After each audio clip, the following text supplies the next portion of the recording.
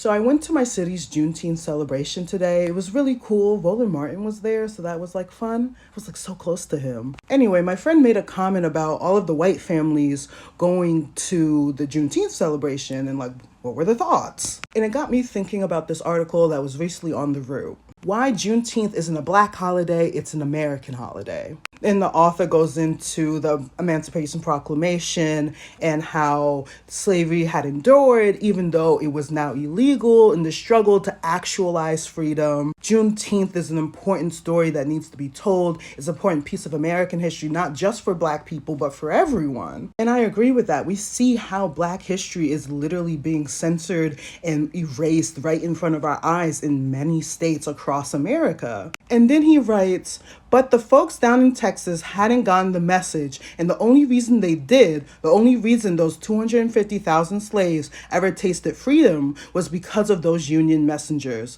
So effective and efficient messaging certainly mattered to them. And this messaging is okay, but I feel like it's a little misleading because he's positioning it because of those white Union soldiers, those Black enslaved people were now free. When in actuality, the soldiers that went to deliver the message to the enslaved people in Texas were Black Union soldiers. And while there wants to be a national claiming of Juneteenth and saying like, this is the American holiday, that feels disingenuous when you remember what happened after Juneteenth, where keeping peace after the war was more important than enshrining and protecting the rights of Black people. I'm fine with Juneteenth being a national big holiday because I think it's an important piece of Black history, of our people's history. But that cannot come with a defanging of what it means